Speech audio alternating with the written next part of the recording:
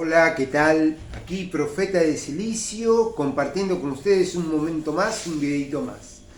Les quiero contar algo que me pasaba a mí en mi etapa anterior a mi accidente que cambió mi vida.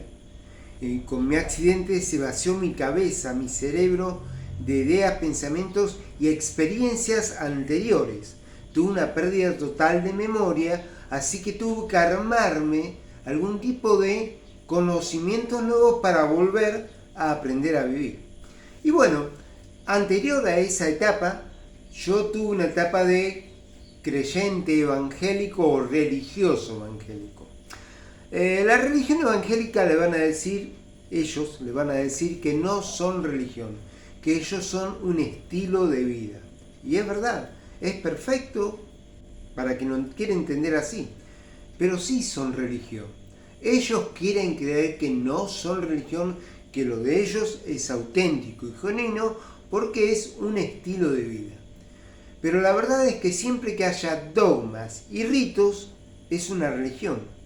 Para armar una religión usted tiene que tener dogmas por un lado y ritos que se hacen conforme a esos dogmas, creencias estipuladas, confirmadas, escritas. Esos son dogmas. Y los ritos pueden ser escritos o no, pero son una forma de llevar adelante esos dogmas. O sea que siempre que usted encuentre dogmas y ritos, va a haber religión. Y la fe evangélica dice que ellos no tienen dogmas ni ritos, no dicen mucho esto porque no se lo plantean siquiera, no tienen este planteamiento. Simplemente ellos dicen que ellos son un estilo de vida. Así que según ellos no son religión. Pero para mí sí, son religión y yo vivía acorde a los dogmas y a los ritos de esa religión. Les cuento algo más que me sucedía a mí. Yo me sucedía algo que me solía suceder, que se llamaba hablar en lenguas. Y para muchos esto es una mentira.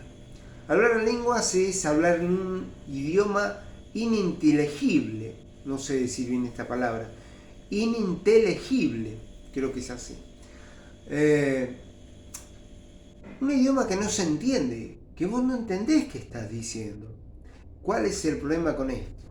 El problema es que siempre que se habla en lenguas tiene que haber un traductor, no sé, místico, espiritual, de estas lenguas. Si no, es inútil hablar lenguas porque hablas un idioma y conferís una expresión en un idioma que nadie entiende. Entonces siempre tiene que haber un traductor. El gran problema de las iglesias evangélicas es que no hay traductores de estas lenguas, no existen. Lo dice así el apóstol Pablo en la Biblia, que siempre que alguien habla en lenguas tiene que haber un traductor de esas lenguas, porque también parece que había un traductor de estas lenguas. Eso no sucede nunca en la iglesia, no sucede. Simplemente hablan en lenguas y ellos sienten algún tipo de espiritualidad al respecto de esto. Yo les voy a decir lo que me pasaba a mí. Había etapas, momentos, situaciones en las que después de una, digamos, experiencia espiritual intensa que vivíamos en la iglesia, ya sea a través de mucho canto, no sucedía mucho a nivel de oración, pero sucedía a nivel de mucho canto. Yo entendí entonces que cuando se accedía espiritualmente a estos parámetros en los que vos acrecentás tu psiquis de alguna manera y le conferís facultades a tu psiquis para ejercer ciertas áreas cerebrales que comúnmente no ejerce. Esto es lo que yo entiendo con hablar en lenguas. Yo les digo por qué. Hay un pastor muy famoso, Carlos Anacondia, famoso por hacer milagros y cosas maravillosas, de las cuales no puedo negar, porque si yo las niego, hay miles o quizás millones de personas que las confirman o las afirman. O sea que para mí este pastor nunca mintió. Realmente él hacía lo que podía hacer. Él decía, Arrabenerra que Arrabenerray. Esas eran sus palabras para hablar en lenguas. Él la decía siempre, era una muletilla que él utilizaba. Predicaba de esto, aquello, lo otro, cualquier cosa, y decía, arra benerray que arra benerray.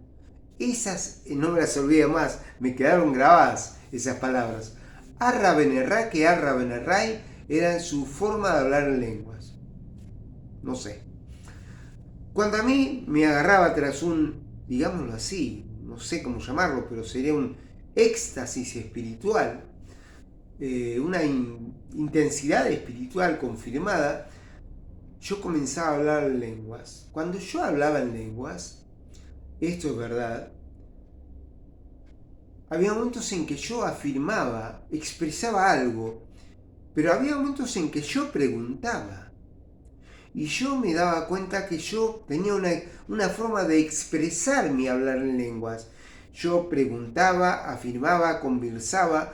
Por momentos adquiría cierta vehemencia a mi hablar en lenguas y practicaba cierta intensidad en lo que decía. O sea que yo hablaba, yo conversaba, yo preguntaba, yo afirmaba, yo indagaba, yo esgrimía un vocablo ininteligible, pero realmente estaba conversando en lenguas.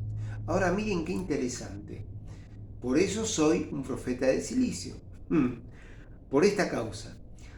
Siempre que yo hablaba en lenguas, yo manifestaba la palabra Shiva. Cada tanto decía Shiva. No sé por qué, pero decía Shiva. Si usted busca a Shiva en la filosofía hindú, va a encontrar a Shiva. Y dice que Shiva es tanto destructor como constructor, es un dios, destructor y constructor.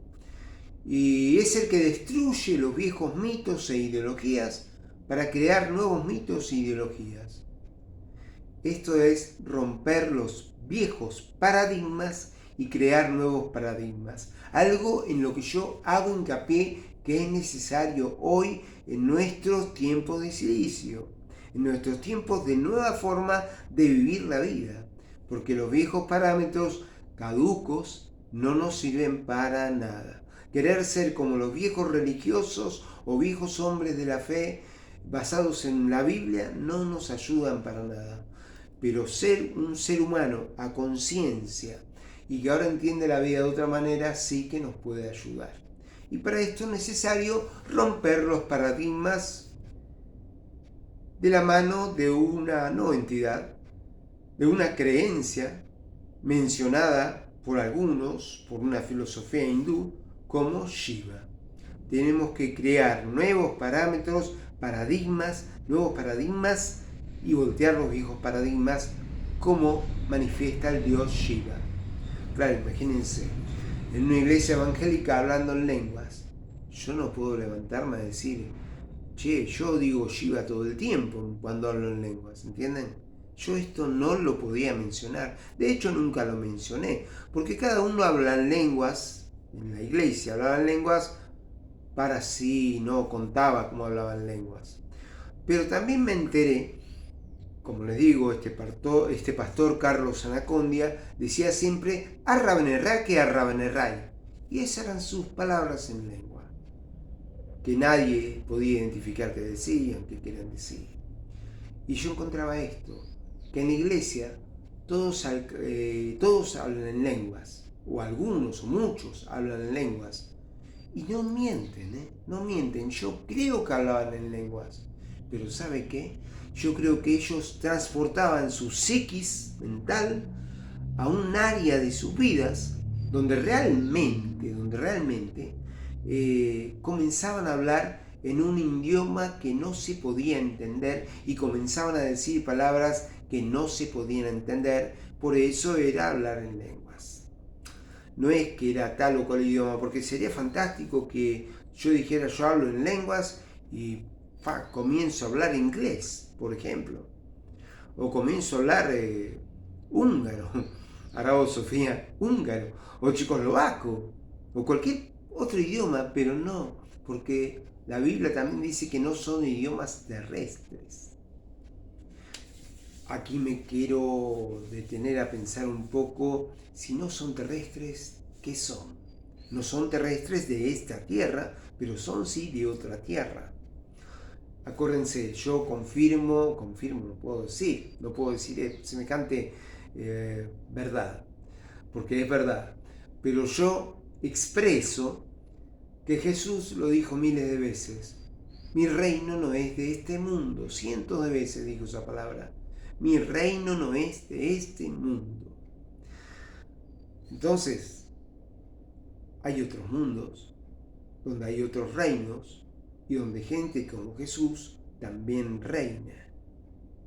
Un libro muy interesante que quiero adquirir, no puedo hacerlo aún, del escritor e investigador David Parceriza.